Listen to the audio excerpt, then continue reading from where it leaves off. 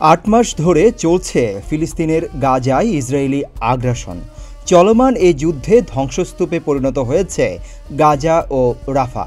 তাদের হামলায় এখন পর্যন্ত গাজায় ৩৭,০০০-এর বেশি ফিলিস্তিনি নিহত হয়েছেন, যাদের বেশিরভাগই নারী ও শিশু। ইসরায়েলি সামরিক অভিযানের কারণে বাস্তুচ্যুতও হয়েছে লাখ লাখ ফিলিস্তিনি। বিভিন্ন শরণার্থী শিবিরে পরিবার পরিজন নিয়ে মানবেতর জীবনযাপন করছেন তারা। এমন প্রেক্ষাপটে পবিত্র হজ করার ইচ্ছে থাকলেও যেতে পারছেন না অনেক ফিলিস্তিনি।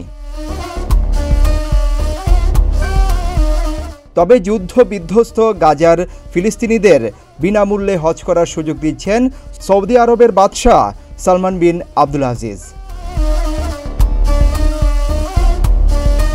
11 জুন সৌদি প্রেস এজেন্সির এক প্রতিবেদনে বলা হয়, ক্ষতিগ্রস্ত গাজাবাসীদের হজ পালনে সহযোগিতা করতে সংশ্লিষ্ট কর্তৃপক্ষকে নির্দেশ দিয়েছেন বাদশাহ সালমান। তার নির্দেশে বলা হয়েছে, গাজা উপত্যকার শহীদদের পরিবার থেকে হজযাত্রীদের সৌদি আরবে আনার জন্য একটি উদ্যোগ নিয়েছে রিয়াদ। এই উদ্যোগের আওতায় ফিলিস্তিন থেকে মোট 2000 হজযাত্রী আসবেন। তারা বিনা খরচে হজ করবেন। এদিকে 14 জুন শুক্রবার থেকে শুরু হচ্ছে এবছরের হজের আনুষ্ঠানিকতা। 15 জুন আরাফাতের ময়দানে হজের মূল আনুষ্ঠানিকতা হবে। তবে এবার হজ মৌসুমে তীব্র তাপমাত্রা থাকতে পারে বলে সতর্ক করেছে সৌদি আরব। আরব নিউজের এক প্রতিবেদনে বলা হয়, হজের সময় মক্কার তাপমাত্রা 45 থেকে 48 ডিগ্রি সেলসিয়াসের মধ্যে থাকতে পারে বলে ধারণা করছেন সংশ্লিষ্টরা। সৌদি আরবের স্বাস্থ্য মন্ত্রণালয়ের মুখপাত্র মোহাম্মদ আল আব্দুল আলী বলেছেন, উচ্চ তাপমাত্রা এবছরের হজ মৌসুমে একটি বড় চ্যালেঞ্জ তৈরি করবে।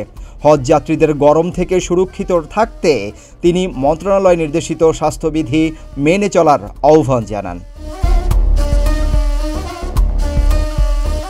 এছাড়াও হজের সময় গরম থেকে বাঁচতে ছাতা ব্যবহার, বেশি বেশি পানি পান ও প্রয়োজন ছাড়া বাইরে না যাওয়ার পরামর্শ দিয়েছেন তিনি।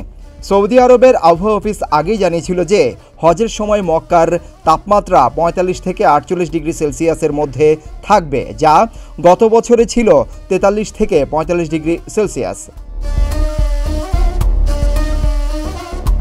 হজের সময় এবার হজযাত্রীরা হিট স্ট্রোকে আক্রান্ত হতে পারেন বলে স্বাস্থ্য মন্ত্রণালয় সতর্কতা দিয়েছেন।